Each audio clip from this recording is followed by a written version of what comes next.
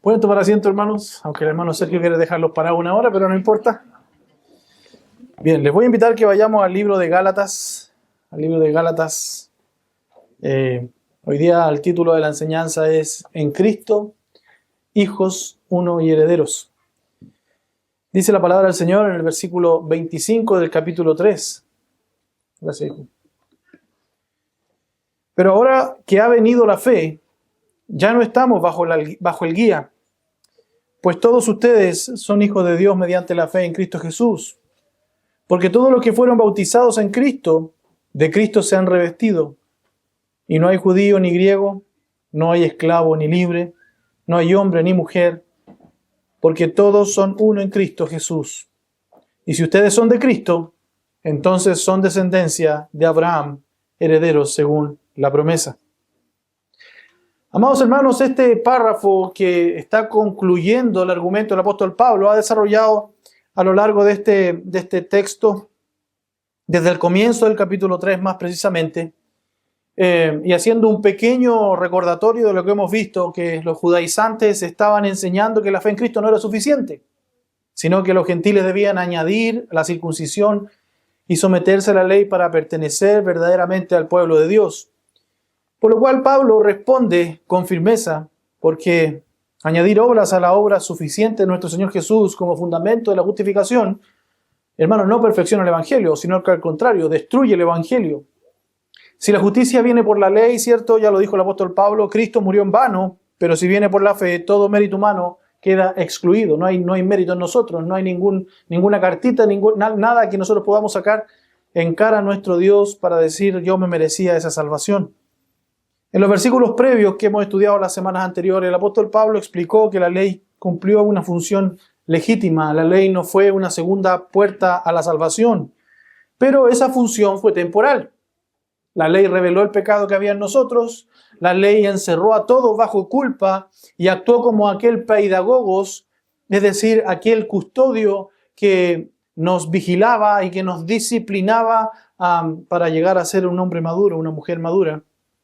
Por lo tanto, la ley, hermano, podía mostrar nuestra culpabilidad y podía conducirnos a reconocer que necesitamos un Salvador, pero nunca la ley pudo justificarnos, ni tampoco regenerarnos, ni tampoco conceder aquella herencia de la cual todos nosotros somos herederos hoy día por la fe en el Señor Jesús. Ahora el apóstol Pablo presenta el gran cambio producido por la venida de Cristo, por llegada a la fe. El Evangelio, hermano, no forma una élite religiosa. El Evangelio forma una familia. Quienes creen han dejado de estar bajo ese ayo, han dejado de estar bajo esa guía y han recibido como hijos el título de hijos. Han sido revestidos de Cristo, dice la Escritura, y han sido unidos a los demás creyentes y además hechos herederos de la promesa. Y por eso, hermano, la pregunta en esta mañana no es qué distintivo religioso nosotros poseemos, de qué familia procedemos o qué posición ocupamos, sino si realmente soy o no soy de Cristo. Fuera del pensamiento, ¿cierto? O más bien dicho, fuera de Él, nosotros permanecemos en culpabilidad y permanecemos condenados. Cuando somos unidos a Él, somos llamados hijos, somos hermanos unos con otros y pasamos a ser herederos. Entonces vamos a considerar estas tres gloriosas realidades. La primera de ellas es que somos libres, así lo dice el verso 25, la segunda parte. Pero ahora que ha venido la fe, dice, ya no estamos bajo el guía. Y fíjense que el versículo comienza con un contraste. Pero ahora que ha venido la fe. Y ese pero, hermano, es importante hacerlo notar, porque marca un antes y un después en la historia de la redención. Antes, ¿cierto? Como vemos ahí, voy a ir al texto en mi Biblia. Antes, como dice el verso 23, de venir la fe, ¿cierto? Antes estábamos confinados, estábamos encerrados, estábamos custodiados bajo la ley. Pero ahora que ha venido la fe, ya no estamos bajo esa ley, bajo esa guía. Y no debemos entender que en el Antiguo Testamento nadie tuvo fe, al contrario, Abraham creyó a Dios y le fue contado por justicia, así lo dice la Escritura. David, inclusive, el gran rey David, conoció la bienaventuranza del hombre a quien Dios atribuye justicia sin obras, Los profetas inclusive vivieron confiando en las promesas de Dios y como hemos visto las semanas pasadas, ellos tenían una fe en la cruz que vendría. Nosotros tenemos una fe en la cruz que ya pasó. Pero luego agrega el apóstol Pablo, ha venido la fe. Y esa oración, hermano, que significa que ha llegado Cristo, que es el objeto, que es el cumplimiento de aquella promesa, y con él ha comenzado la etapa del cumplimiento que antes era anunciada por sombras, ¿cierto? Por tipos, por ceremonias a través del Antiguo Testamento. Por lo tanto, hermano, la ley, como ese custodio que nos llevaba a Cristo, nos hacía mirar hacia adelante. Sus sacrificios declaraban que el pecado exige muerte y que el culpable necesita un sustituto. Sus lavamientos en el Antiguo Testamento señalaban la necesidad de ser limpiados. El sacerdocio mostraba la necesidad de ser mediados entre Dios y nosotros. Y el velo nos recordaba la realidad de que el acceso a Dios todavía no estaba abierto de manera plena para nosotros. Pero cuando vino Cristo, y este es el sentido del apóstol Pablo, el Cordero verdadero que fue ofrecido, el sumo sacerdote, como veíamos en la mañana, ¿cierto? Perfecto, entró con su propia sangre y el velo fue rasgado. Por lo tanto, volver a la ley como medio de aceptación de Dios, como medio de salvación, después de haber venido la fe que es Cristo, sería como preferir el retrato antes que la persona retratada. O a seguir bajo la custodia cuando el Padre está presente. Samuel Pérez Millos describe este cambio como el paso de preceptos externos a principios internos. Antes nosotros, con la ley, teníamos preceptos en lo externo, en lo exterior, en los ritos, las ceremonias, las sombras. Pero hoy día los principios son internos. El pastor John MacArthur recalca que el propósito temporal de la ley se ha cumplido. Ya no estamos subordinados a su simbolismo, servidumbre o disciplina. Y esto, hermano, no significa que la ley sea mala, ni que las normas morales de Dios hayan dejado de expresar el carácter santo de Dios. Tampoco significa libertad para pecar. Eso lo queda muy claro en el libro de Gálatas, ¿cierto? En todo el libro. Significa que el creyente ya no está bajo la ley como pacto de condenación, como régimen ceremonial, ni como método para alcanzar la justicia. Romanos 6:14 lo resume diciendo, porque el pecado no tendrá dominio sobre ustedes, pues no están bajo la ley, sino bajo la gracia. La diferencia, hermano, es profunda, porque bajo la ley el mandamiento santo se encontraba con un corazón esclavo del pecado y la ley pronunciaba sentencia sobre ese corazón. En cambio, ahora en Cristo, la sentencia, ya esa ley no pronuncia sentencia sobre nosotros, sino que ya fue ejecutada sobre nuestro sustituto, que es Cristo Jesús. Por lo tanto, hermano, ya no hay condenación para quienes están en Cristo. Y el Espíritu Santo mora en nosotros para producir una obediencia continua. Por lo tanto, si ustedes se dan cuenta, el mandamiento santo se encontraba ante un corazón perverso y esclavo del pecado, sobre el cual la ley pronunciaba sentencia. En cambio, ahora en Cristo, ya la ley fue sentenciada. Ya nuestro sustituto murió. Ya recibió todo el pecado, todo el precio del pecado y nosotros somos declarados justos.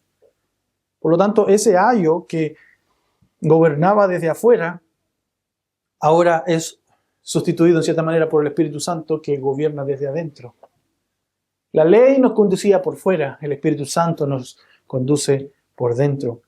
La ley decía lo que debíamos ser, pero no podía darnos ese ser, no podía darnos vida. La gracia nos une a Cristo, nos concede vida y produce en nosotros el querer y el hacer por su buena voluntad solamente. Por lo tanto, hermanos, hoy día nosotros no obedecemos para ser hijos. Obedecemos porque en Cristo ya hemos sido recibidos como hijos. Y aquí debemos examinarnos, hermanos, porque es posible confesar la gracia de Dios con los labios, es posible predicar el Evangelio y a la vez vivir como si nuestra aceptación dependiera de nuestro desempeño. ¿Cuántas veces, hermanos, nos sentimos más amados por Dios cuando obedecemos? ¿Cuántas veces nos sentimos merecedores de la salvación cuando obedecemos sus preceptos? ¿Y cuando tropezamos? Nosotros creemos que hemos perdido todo derecho a acercarnos a Él. Entonces nuestra paz descansa en la calidad de la semana que tuvimos, en la calidad del día, en la calidad de las buenas acciones, en la emoción con que oramos, o en la disciplina con que cumplimos nuestras responsabilidades. Y eso, hermano, no es descansar en Cristo. La santidad, hermano, es indispensable, pero nunca es el precio de la adopción como hijos. Nuestra obediencia es fruto de la gracia. No es la causa por la cual Dios tiene gracia para con nosotros. Nuestra obediencia es respuesta agradecida. Nuestra obediencia, hermano, no es una moneda de pago por la cual nosotros compramos la salvación o la gracia de Dios. Lo que me lleva al segundo punto, que es que ya no estamos bajo la ley, bajo el guía, perdón, ahora somos hijos. Dice el verso 25, segunda parte, ya no estamos bajo el guía, pues todos ustedes son hijos de Dios mediante la fe en Cristo Jesús. Pablo, hermano, no se limita a decir de que fuimos libertados solamente. Ahora somos libres, como muchos quieren en la fe, ¿cierto? Que vienen a Cristo y se sienten libres, desatan ataduras, desatan ligaduras. Muchas veces venimos de iglesias o quizás de formas de ser muy legalistas, y cuando llegamos a la fe y encontramos la fe y la gracia y nosotros decimos ya no más ligaduras, no más ataduras, ahora vivo la vida libre. Por lo tanto, el apóstol Pablo no se limita a decir ahora somos libres, sino que declara a qué relación fuimos introducidos. Y es por esto que en el verso 26 no concluye solo con el 25. Ya no estamos bajo el guía, porque el niño lo único que quiere es no estar bajo el tutor. No estar bajo ese esclavo que lo disciplinaba, ese esclavo que lo corregía, ese esclavo que lo llevaba al estudio, que le enseñaba. Ahora quiero ser libre. Y los niños muchas veces quieren ser libres y queremos ser libres. Es por eso que el apóstol Pablo no llega al verso 25, sino que agrega el verso 26. Pues todos ustedes son hijos de Dios, mediante la fe en Cristo Jesús. Hermanos, no pasamos de una religión estricta a una espiritualidad sin autoridad, como algunos piensan que es la gracia. Pasamos de una custodia del menor a una relación madura de hijos con el Padre. Y fíjense, hermanos, que aquí hay algo muy interesante, porque el término hijo destaca la dignidad y los derechos del heredero. En el contexto del Antiguo Testamento, el hijo, hermano, llegado a la mayoría de edad, recibía el reconocimiento público. Y en cierta manera era liberado respecto del paidagogos, respecto del esclavo que le enseñaba. Y ahora tenía la capacidad de disfrutar ciertos privilegios familiares. El pastor John MacArthur recuerda la ceremonia romana del toga virilis, cuando el joven dejaba la ropa de la niñez y recibía la vestimenta del adulto y era reconocido por los derechos y responsabilidades que correspondía. Yo siempre recuerdo, mi papá siempre me dijo y siempre me ha dicho que cuando él era chico usaba pantalón corto. Pero llegó un momento en que llegó a una edad en donde le dieron sus pantalones largos. Ya llegaban hasta sus tobillos. Ya no era un niño con suspensores y pantalones cortos, ahora era un niño grande. Algo similar pasaba con esta ceremonia en donde el joven dejaba ropas de la niñez. Y hermano, ¿qué relación tiene esto con cuando el apóstol dice que ahora somos revestidos de Cristo? Por lo tanto, hermano, la afirmación de Pablo también corrige una idea muy mal entendida y extendida en cierta manera en muchos creyentes. Hermano, Dios es creador de todos los hombres, pero no es padre de todos. Juan 1:12 dice que quienes reciben a Cristo y quienes creen en su nombre, les dio el derecho de ser hechos hijos de Dios. Y fuera de Cristo, hermano, el ser humano no es un hijo reconciliado, sino que es un enemigo de Dios, es un hijo de ira. No todos son hijos de Dios, sí todos son criaturas. Pero todo aquel que no está en Cristo es enemigo de Dios. Nadie llega al Padre sino por el Hijo. Y por eso Pablo, hermano, nos dice que somos hijos por nacionalidad, por eso nos dice que somos hijos por la circuncisión, por eso nos dice que somos hijos por el bautismo en agua, o por la tradición familiar, o porque somos o tenemos una buena conducta. Somos hijos mediante la fe en Cristo Jesús, verso 26. Por lo tanto, la puerta de acceso a la familia de Cristo, hermano, y la mano vacía que recibe es la fe, es la mano vacía que recibe la fe. No es otra cosa. Somos nosotros, sin nada, sin méritos, sin obras, sin justicia en nosotros mismos, que recibimos la gracia de Dios. Y observe nuevamente la palabra todos ahí en el verso 25, más bien dicho el 26, pero ahora que ha venido la fe, dice, ya no estamos bajo el guía, pues todos ustedes son hijos de Dios mediante la fe en Cristo Jesús. Todos ustedes, hermanos, no existe una clase superior de hijos y una clase inferior de hijos. El judío creyente no es más hijo que el gentil creyente. El creyente antiguo no tenía una adopción más plena que el recién convertido en esta época. Todos los que descansan en Cristo Jesús, todos los que creen en el Señor Jesús, tienen acceso al mismo Padre, reciben el mismo Espíritu, comparten la misma condición filial con Cristo. Gálatas 4:6 dice, un poco más adelante el apóstol, y porque ustedes son hijos, Dios ha enviado el Espíritu de su Hijo a nuestros corazones, clamando, Abba, Padre. Por lo tanto, hermano, no hay una clase A, B o C. No hay unos súper espirituales o súper redimidos. No, ahora todos somos hijos. Todos, absolutamente todos. No hay clases, no hay distinción. Porque somos hijos. Dios envió a nuestros corazones el Espíritu de su Hijo, que clama, Abba, Padre, Papito. El creyente, hermano, no se acerca como un esclavo aterrorizado que intenta comprar la benevolencia de Dios a través de su buena conducta, sino que se acerca como un hijo que viene con reverencia y confianza ante el trono de su Padre. Siempre se habla, hermano, que los presidentes, las grandes eminencias, en sus oficinas, de hecho, lo vimos también en un presidente nuestro que hace poco falleció, presidente Piñera, que él recibía a sus nietos en su oficina. ¿Cómo entraban los nietos a la oficina? ¿Con temor? ¿Cómo entraríamos nosotros a hablar con un presidente? No, como un nieto, como un hijo. ¿Cuántos de nosotros, hermanos, tenemos esa imagen de un Dios que en realidad no es tan nuestro Padre, sino más bien es Padre de los pastores de la iglesia? No, usted ore, hermano, porque usted está más cerca del Señor. ¿Cuántas veces hemos escuchado esa barbaridad? Todos somos hijos. Todos somos herederos. El creyente, hermano, no se acerca como ese esclavo aterrorizado.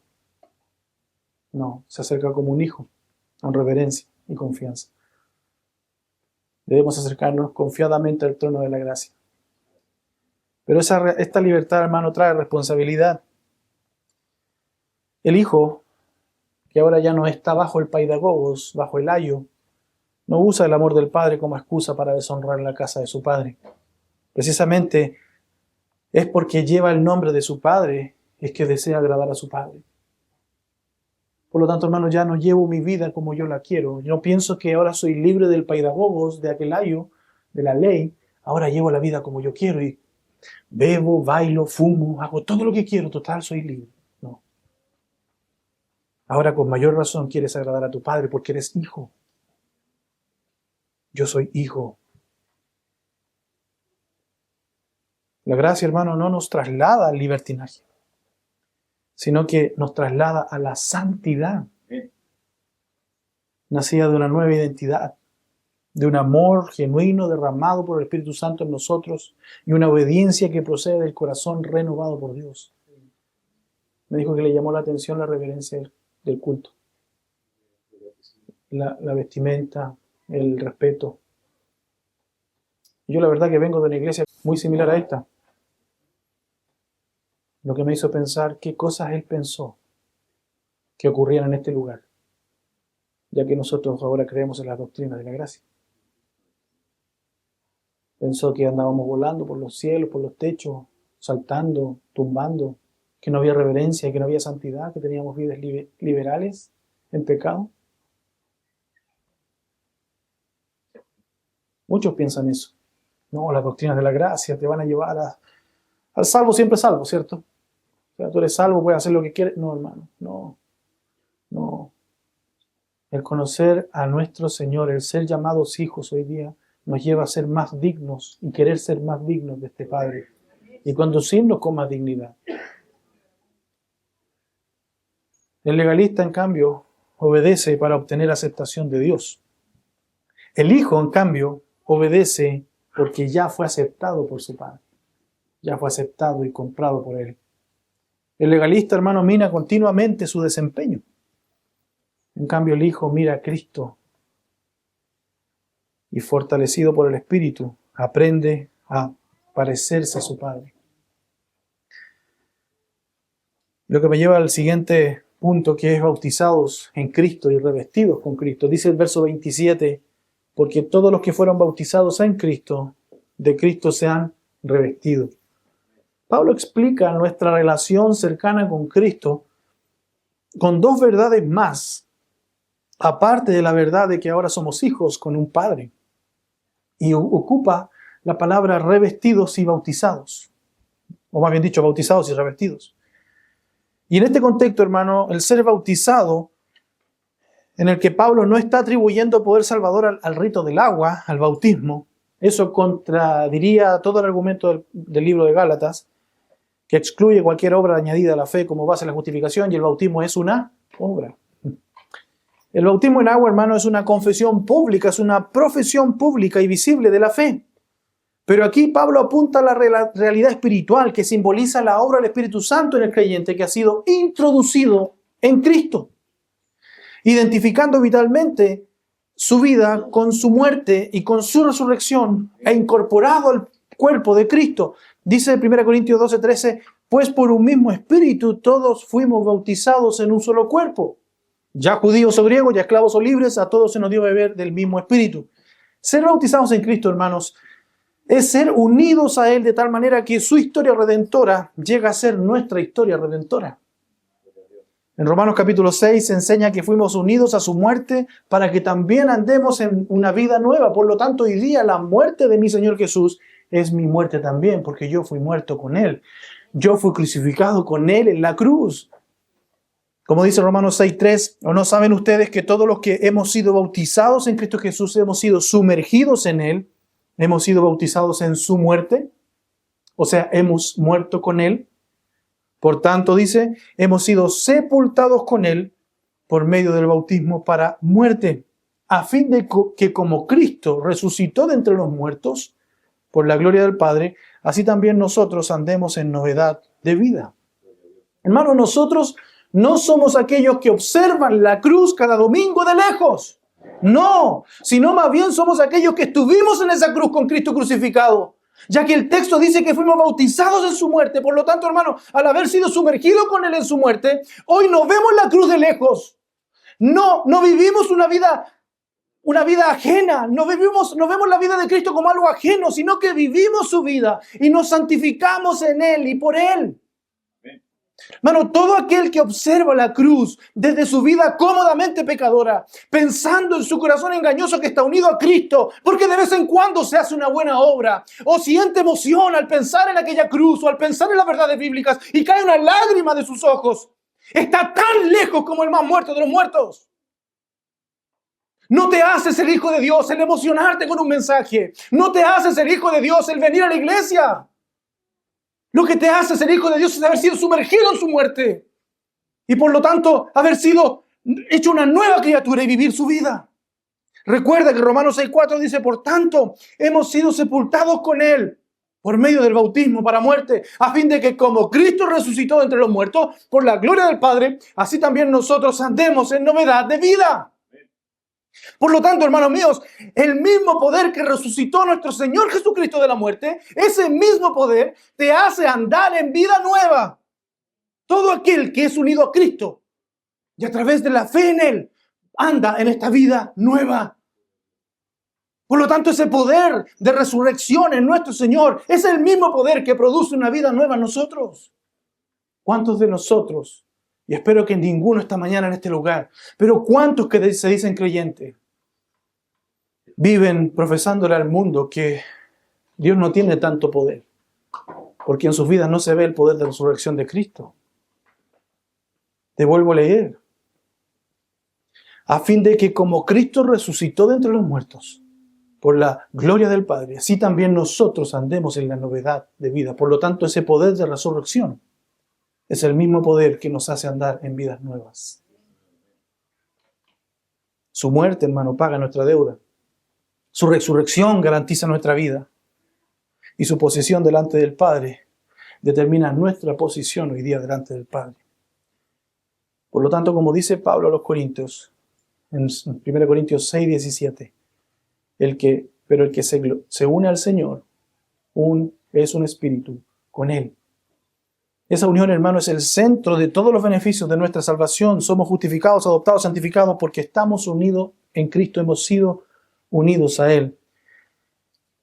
Y eso es lo que significa ser bautizados en Cristo. Ahora, ¿qué significa ser revestidos? La otra palabra que usa el apóstol. El apóstol usa esta imagen de una inmersión, hablando del bautismo, y ahora la imagen de una vestimenta. De Cristo se han revestido, dice claramente. En el mundo antiguo, hermano, la ropa podía señalar diferentes cosas. Podía señalar identidad, podía señalar rango, podía señalar alguna condición. Por lo tanto, revestirse de Cristo significa que Él cubre por completo nuestro cuerpo y que nuestra identidad ahora ya no se encuentra en nosotros mismos, sino que vestimos a Cristo.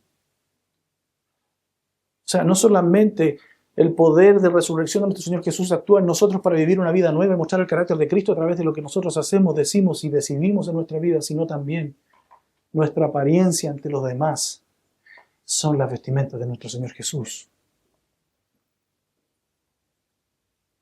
Delante de Dios, hermano, no presentamos el traje sucio de nuestra justicia propia. Isaías compara nuestras justicias con trapos inmundos, ¿cierto? En Isaías 64:6. Sino que ahora vestimos las justicias perfectas de Dios, de Cristo. Como dice 2 Corintios 5:21, al que no conoció pecado, lo hizo pecado por nosotros, para que fuéramos hechos justicia de Dios en Él. Fuimos revestidos de toda esa justicia.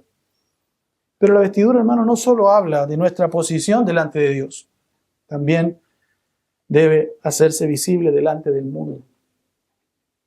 Porque muchos creyentes en la iglesia son lumbreras, pero en el mundo son hijos del demonio. Romanos 13:14 dice, antes bien, vístanse del Señor Jesucristo y no piensen en proveer para las lujurias de la carne. Lo que nosotros somos por la gracia de Dios, hermano, debe expresarse en cómo vivimos. Si estamos revestidos de las vestiduras de nuestro Señor Jesús, su compasión debe verse en nuestro trato, su verdad debe verse en nuestra palabra, su pureza debe verse en nuestras decisiones, su paciencia debe verse en las pruebas y su humildad debe verse en nuestro servicio. No basta, hermano, con llevar el nombre de cristiano como una etiqueta externa. No basta con poner en tu perfil, soy creyente, o poner un versículo que diga toda la verdad de tu vida. El mundo debe ver que Cristo ha cubierto y transformado la vida del creyente. Es decir, todo lo que el mundo o la gente ve de otros son las vestiduras de nuestro Señor Jesucristo. Su vida, su carácter, su amor, su justicia, su santidad, todo lo que lo de su vida se comenzará a ver en la vida de un regenerado. Por lo tanto, hermanos míos, no piense aquel que no viste las vestimentas del Cordero, que pueda decir que es cristiano. El tal no es cristiano.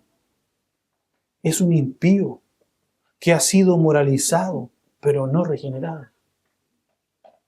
Si tú no estás vistiendo las vestiduras del Señor Jesús, si tú no estás mostrando su carácter, su vida, su amor, su paciencia, su santidad, su piedad, entonces no te atrevas a decir yo soy un cristiano. Quizás eres un impío moralizado, eres una cabra domada, pero no eres una oveja, no eres un regenerado. Hay muchos en las iglesias hoy día, hermano, que dicen ser creyentes, pero viven como incrédulos. Preguntémonos, cuando mi familia me observa en casa, ¿ve el carácter de Cristo? ¿O solo ve un religioso más? Cuando alguien me contradice, ¿ve en mí mansedumbre y la mansedumbre que hubo en el Señor Jesús o ve orgullo carnal?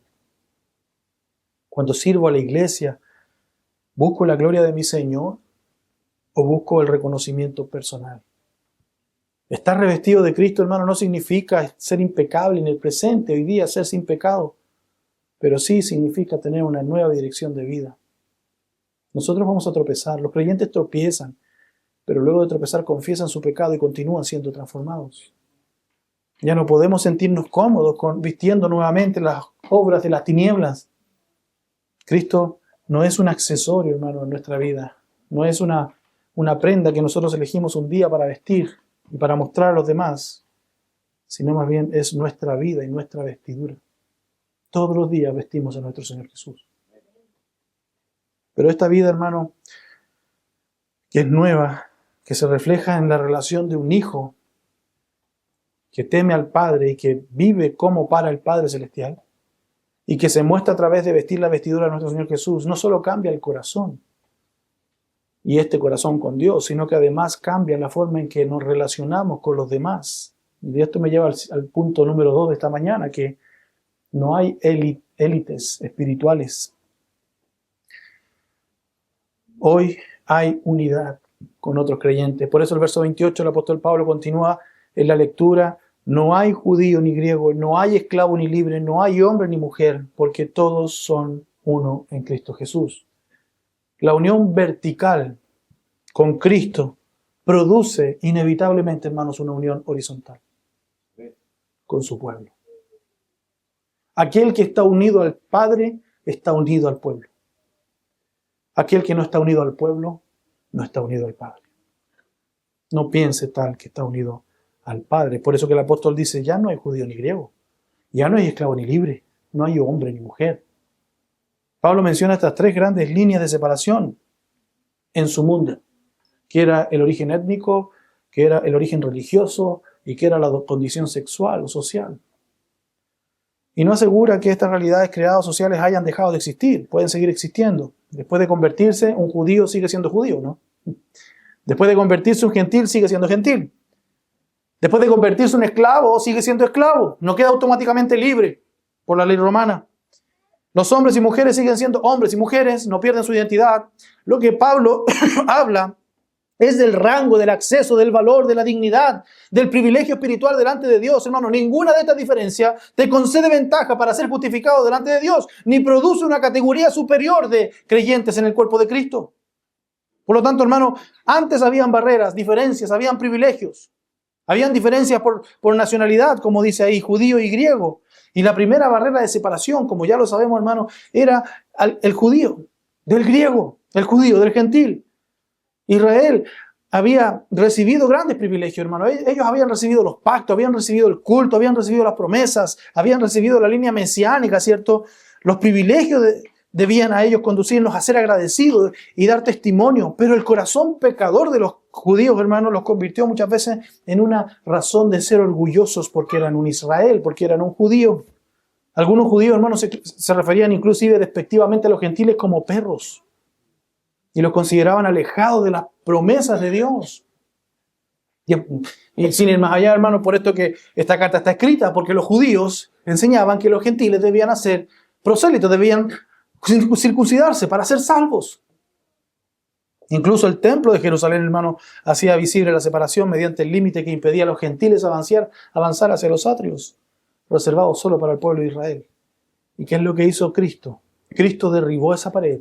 Efesios 2, 14, 16 lo dice claramente: derribando la pared intermedia de separación y poniendo fin a la enemistad en su carne. La ley de los mandamientos expresaba en ordenanzas para crear en él mismo de los dos un nuevo hombre estableciendo así la paz, y para reconciliar con Dios a los dos en un cuerpo por medio de la cruz, habiendo dado muerte en ella a la enemistad. Fíjense, hermano, que este texto dice que Él es nuestra paz y que de ambos pueblos hizo un pueblo y reconcilió con Dios a ambos en un solo cuerpo mediante la cruz. Y hay algo importante, interesante en este texto. ¿Cómo derribó nuestro Señor Jesús la separación entre judío y gentil? Hermano, no fue elevando al gentil a la categoría del judío.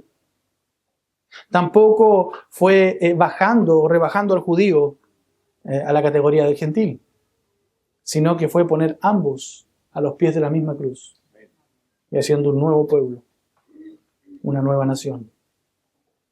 Romanos 3:22 afirma inclusive que no hay diferencia porque todos pecaron, dice en el verso 22, no hay distinción. Romanos 10, 2 al 13 agrega que no hay distinción porque el mismo Señor es rico para con todos los que le invocan. Tenemos la misma culpa, por lo tanto necesitamos el mismo Salvador y somos recibidos por la misma fe. Y esta verdad, hermano, golpea el corazón del judaizante que estaba en ese error, porque él se creía judío superior a un gentil. Los falsos maestros en este tiempo enseñaban que el gentil debía hacerse judío para completar su entrada al pueblo de Dios, para ser salvo. Y Pablo responde, en Cristo no hay judío ni griego. El gentil no necesita pasar por Moisés para pertenecer a Abraham. Necesita estar unido a Cristo. Y fíjense cómo el Señor Jesús se bypassó todo ese linaje concentrado en él, el cumplimiento de aquella promesa. Tampoco el judío puede presentar su ascendencia como judío como un mérito. La cruz destruye tanto la desesperación del que se siente excluido como la arrogancia del que se cree superior a los demás por tener una ascendencia. Pero ¿cuántos de nosotros, hermanos, ya aplicándolo en nuestra vida, nos hemos sentido superiores, al igual que el judío, sobre el gentil, al compararnos con un incrédulo? Porque creemos que somos mejores que ellos. ¿No será la misma esencia de pecado que el judío ha tenido? Creer que nosotros decidimos creer en el Señor Jesús y seguirle y no ver la misericordia de Dios al darnos Él arrepentimiento y fe. Al haberlos Él salvado, al haberlos Él llamado, al haberlos Él venido a nuestro encuentro. No pasamos a ser muchas veces como el judío, creyéndonos superior a los incrédulos. Domingo, tranquilízate. También habían diferencias sociales y económicas cuando habla de esclavo y libre. La segunda barrera era social. Y en el mundo romano, hermano, el abismo entre un esclavo y un libre era abismante, valga la redundancia. Era inmenso. El esclavo podía ser tratado como propiedad privada. El esclavo no tenía derechos que el libre sí tenía. Samuel Pérez Millo recuerda la expresión atribuida a Aristóteles que describía al esclavo como un instrumento animado, una herramienta que respiraba. Miren cómo eran tratados aquellos. El esclavo, hermano, era mirado en menos. Y en ese ambiente, en esa cultura en donde el esclavo era un activo para el dueño, escuchar que ante Dios no había esclavo ni libre era una declaración que chocaba. El Señor y el siervo podían sentarse a la misma mesa del Señor. El Señor y el siervo podrían orar al mismo Padre. El Señor y el siervo podrían recibir el mismo Espíritu y llamarse hermanos entre ellos. Sí. Muestra de ello, hermano, es la carta que Pablo escribió a Filemón. Onésimo regresó a su amo, pero Pablo le pidió que lo recibiera. Y fíjense que Onésimo había robado a Filemón. Pero Pablo le dice, ya no lo recibas como un esclavo, sino como, más que un esclavo, como un hermano amado. Por lo tanto, esas diferencias que hay no, él es el dueño de la empresa, yo soy un simple peón. No, yo no soy digno de sentarme a su mesa. Hermanos, esas diferencias no existen, ya no más. Ya no más. Somos hermanos, valemos la misma sangre del Señor Jesús. El Evangelio, hermano, no dejó intacta la manera de mirarlo. Aunque la estructura legal romana, hermano, permaneciera por un tiempo, ahora había nacido una relación superior entre Filemón y Onésimo. Ahora ya no era Filemón el jefe, Onésimo el empleado, el siervo, el esclavo, no, ahora eran ambos hermanos que pertenecían al mismo Señor. En Efesios 6, recuerda también el apóstol Pablo, tanto a siervos como a amos que tienen un mismo Señor en los cielos y que en Él no hay acepción de personas. La iglesia inclusive peca cuando reconstruye la jerarquía que Cristo derribó. Por eso que Santiago 2, hermano, condena a la congregación que reserva el mejor asiento para el rico y humilla al pobre. En Santiago 2, 1 al 4. Esa parcialidad, hermano, no es una simple descortesía.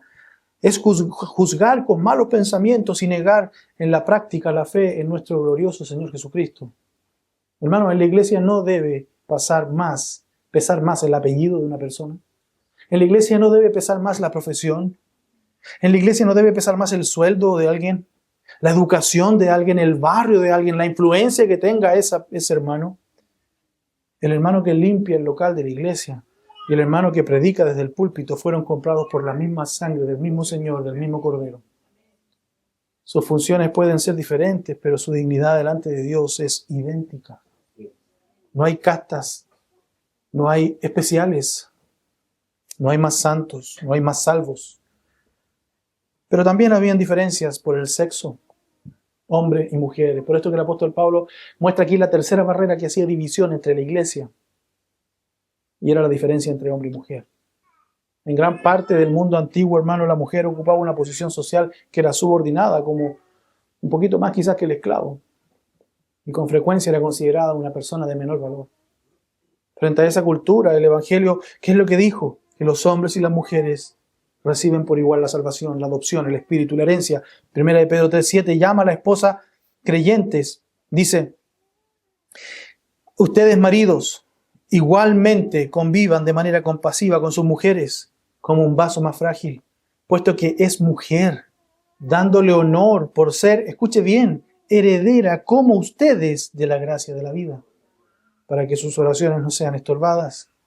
Ningún hombre, hermano, está más cerca de Dios por ser hombre. Ninguna mujer posee una salvación incompleta por ser mujer. Ambos vienen por la misma fe, son revestidos del mismo Cristo y pertenecen a la misma familia de la fe. Pero en aquel tiempo la división era abrumadora.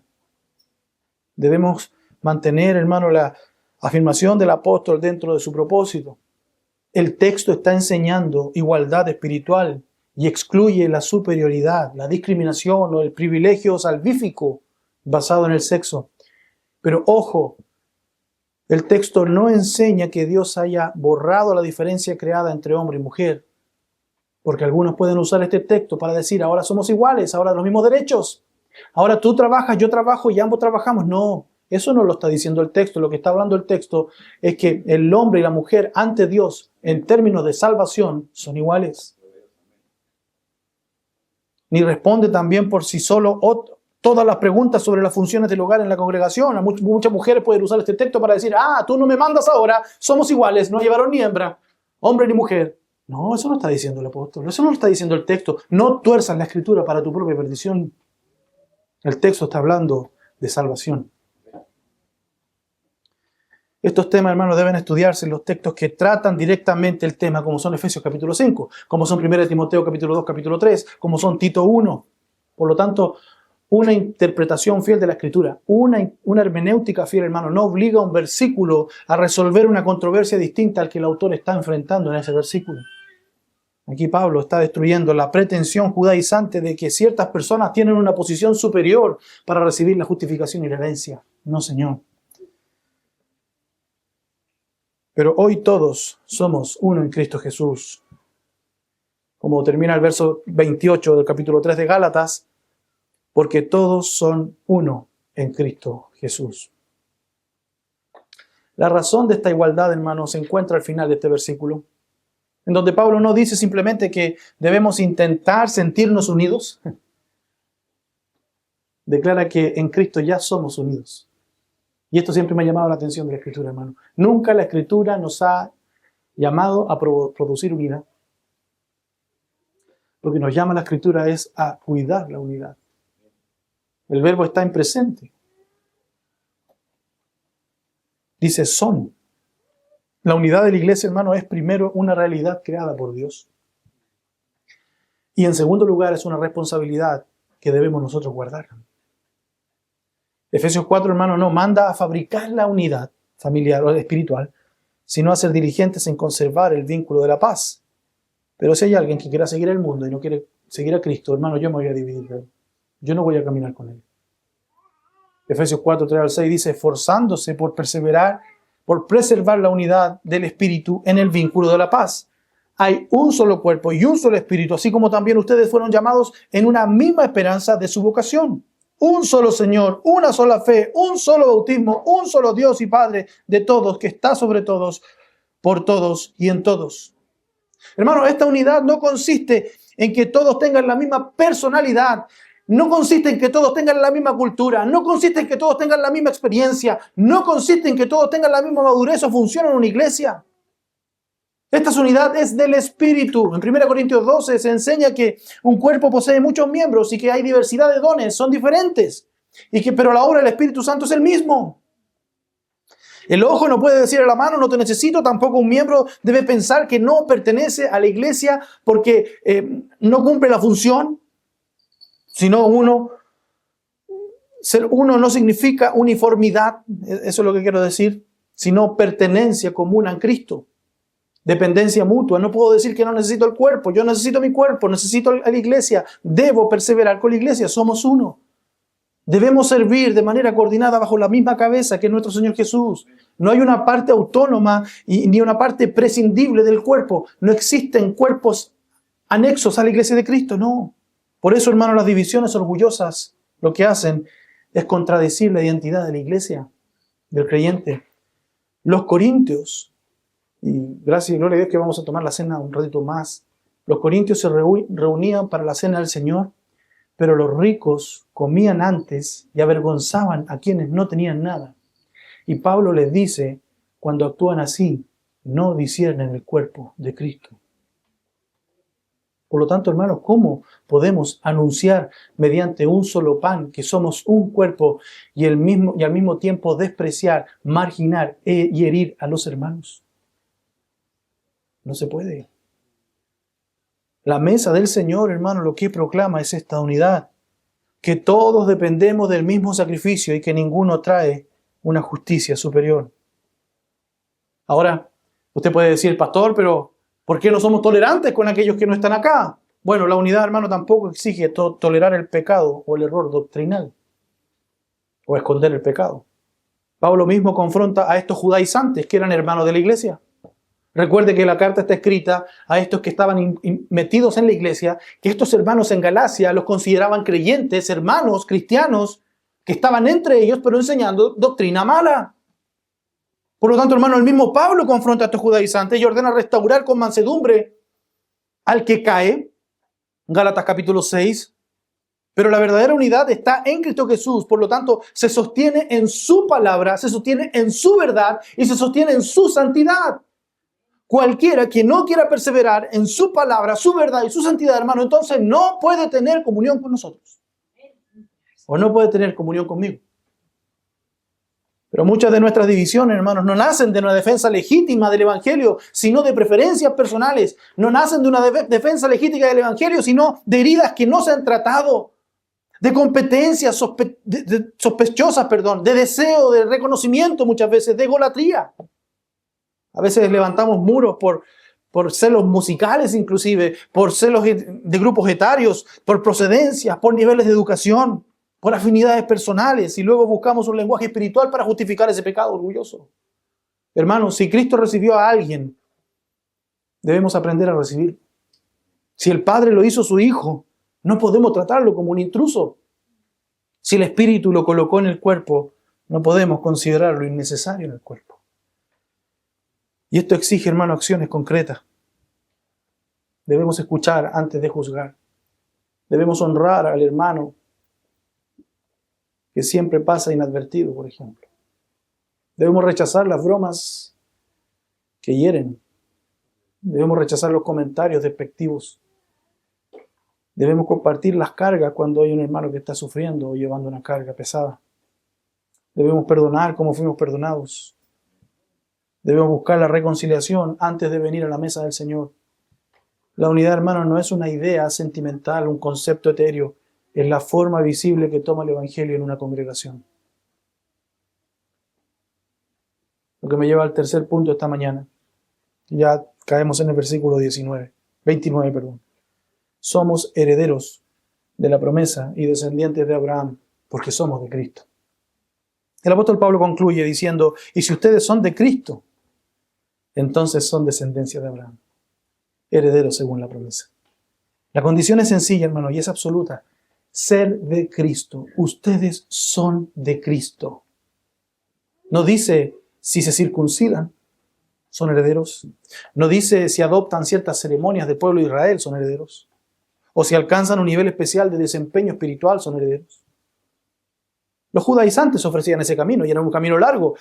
¿Cuál era el camino de los judaizantes? Bueno, tienes que creer en Cristo, sí, pero luego tienes que circuncidarse, sí, después tienes que cumplir la ley y finalmente tienes que esperar pertenecer a esa herencia. Pablo responde que quienes pertenecen a Cristo ya pertenecen a la descendencia unida con Abraham. No necesitan añadir una señal en su carne para completar la unión, ¿cierto?, con Cristo, con el Hijo de Dios, porque Él ya se las concedió. Esta conclusión, hermano, la vemos muy relacionada con el verso 16 del capítulo 3, cuando dice, ahora bien, las promesas fueron hechas a Abraham y a su descendencia. No dice ya las descendencias como refiriéndose a muchas, sino más bien a una. Y a tu descendencia, es decir, Cristo. Por lo tanto, hermano, las promesas fueron hechas a Abraham y a su descendencia. Pablo destaca el singular y, hermano, y explica que esa descendencia es Cristo. Cristo es el heredero prometido, el cumplimiento al cual apunta el pacto. Por lo tanto, hermanos, quienes están unidos a Cristo participan de lo que les pertenece a Cristo. Por lo tanto, no llegamos a Abraham al margen de nuestro Señor Jesús. Llegamos a Abraham, a la bendición de Abraham, porque somos de Cristo. Porque soy de Cristo. Soy parte de lo que Dios le dio a Él. Él me dio a mí, a su Hijo, y su Hijo viene y me redime a mí, viene a buscarme, me salva, me llama, me salva, me santifica, me glorifica para su gloria. Por lo tanto, nuestra relación con la promesa es en Cristo. No es una relación basada en nuestras fuerzas, no es una relación carnal, no es porque yo soy mejor judío, no es porque yo soy mejor bautista, no es porque yo soy mejor predicador o soy mejor en oración que todos los demás. No. Depende de cuán unido estés con el heredero principal, que es nuestro Señor Jesús. No depende de tu genealogía humana. Hermano, yo soy hijo de pastor y soy más pecador que el más pecadores que puede existir en una iglesia. Tengo un corazón más corrupto y más sucio que cualquiera. Y no por ser hijo de pastor soy más santo. Aquí también debemos respetar el propósito del autor. Pablo está respondiendo a los judaizantes y explicando cómo gentiles creyentes reciben la bendición de la justificación prometida a Abraham. No está introduciendo de manera encubierta todo un sistema hermenéutico ni borrando automáticamente cada distinción que otros pasajes puedan establecer en el desarrollo del plan de Dios. Su punto aquí, hermano, es preciso. Nadie necesita convertirse en judío ni ponerse bajo la ley para ser contado entre los beneficiarios espirituales de la promesa. La bendición llega mediante Cristo y se recibe por fe en Cristo. Y esto concuerda con Gálatas 3, 6 al 9. Abraham creyó a Dios y le fue contado por justicia. Por eso los que son de fe son hijos de Abraham. Y en él serán benditas todas las naciones. También concuerda, hermano, con Romanos 4, que Abraham fue justificado antes de ser circuncidado, para que fuera padre de todos los creyentes, tanto circuncisos como incircuncisos. Lamentablemente los judaizantes lo que hacían era invertir el orden. Exigían la señal externa para obtener la bendición. Dios estableció el orden de la gracia. Primero la promesa, recibida por fe. Después la señal como testimonio. Nunca la señal fue la causa de la justicia. Su descendencia, la descendencia de Abraham, conduce a esa afirmación final en el verso 29. Herederos según la promesa. La herencia, hermano, no se obtiene según la ley. La herencia no se obtiene por el salario, por un mérito, por un pago que nos adeuden. La herencia solo se obtiene porque fue prometida. Una remuneración, un sueldo, hermano, se paga por trabajar. Una promesa descansa solamente en la fidelidad de quien hizo esa promesa. Si la herencia dependiera de nuestro cumplimiento o de nuestro desempeño, entonces, hermano, viviríamos siempre inseguros. Porque nuestra obediencia es imperfecta. Porque cada día fallamos. Pero depende de Dios, que no miente, y depende de nuestro Señor Jesús, que cumplió perfectamente en obediencia a la ley. Por eso, hermano, la seguridad del creyente no se apoya en la fuerza con que logra aferrarse, sino en la fidelidad del Padre que prometió y en la suficiencia del Hijo que compró la herencia. Ahora, ¿qué incluye esta herencia? Obviamente todas las bendiciones espirituales de la salvación, justificación, vida eterna, comunión con Dios, resurrección, gloria. Romanos 8:17 nos dice claramente eso. También 1 de Pedro 1:4 habla de una herencia incorruptible, incontaminada, inmarcesible, inmarchitable, reservada en los cielos para nosotros. La meta del Evangelio, hermano, no es simplemente recibir cosas de Dios, sino recibir a Dios y habitar para siempre en su presencia. Pero hay una garantía que Dios nos dio de esta herencia. Hay un primer pago, así como cuando tú vas a comprar un auto y das el pie, o cuando tú vas a comprar una casa y pagas el primer pago asegurando que esa casa tú la vas a comprar. Y al vendedor de esa casa le aseguras que tú vas a pagar. Bueno, Dios nos dio una garantía. Efesios 1, 13 al 14 nos enseña que después de creer fuimos sellados con el Espíritu Santo de la promesa, que es las arras, la garantía de nuestra herencia. Y las arras, hermanos, como les explicaba, era un anticipo o depósito que garantizaba un pago completo. Dios no nos entrega una promesa vacía. No se queda solo en las palabras. Él nos da su propio Espíritu Santo como un sello, como una garantía, en su presencia, en su vida, como un anticipo de la gloria venidera. El Espíritu Santo entonces produce en nosotros hoy día un fruto. ¿Cuál es el fruto? Una nueva vida, unos nuevos deseos. Nos hace gemir esperando la redención de nuestro cuerpo. Ahora ya no disfrutamos esta vida. Ahora anhelamos la siguiente. Ahora anhelamos morir y estar en la presencia de Dios, como Pablo lo decía. Me encantaría estar ausente y presente al Señor, pero tengo que estar presente a ustedes. Lo que hoy disfrutamos, hermano, es real, pero es todavía una primicia, es un primer pago, es un anticipo de lo que disfrutaremos plenamente en la gloria. Y esta esperanza, hermano, y esta forma de ver, y esta vida nueva en realidad, lo que hace es cambiar nuestra forma de atravesar los sufrimientos. Nosotros como creyentes, hermano, hoy día podemos perder bienes, podemos perder salud, podemos perder prestigio, podemos perder reconocimiento, inclusive podríamos perder hasta la vida. Pero nunca podemos perder la herencia que nos está reservada. Las pruebas, hermanos, no demuestran que el Padre nos ha abandonado. Muchas veces son el camino por el cual purifica nuestra fe. Muchas veces son el instrumento que Él usa para dirigir nuestros ojos hacia lo eterno, para no mirar más lo temporal. Tampoco necesitamos competir con otros creyentes como si la gracia fuera escasa. Es que yo tengo que tener esa gracia de Dios, No. En Cristo, hermano, la herencia no se agota, porque todo hermano recibe honra, o sea, unido a Dios, hermano. No va a mermar nuestra herencia. Podemos alegrarnos con ese hermano, porque somos miembros de la misma familia y coherederos del mismo Señor, con una riqueza inagotable. Y esa promesa, hermano, nos exige una respuesta. Esa promesa me exige a mí, quien espero esa herencia incorruptible, a no vivir dominado por lo corruptible.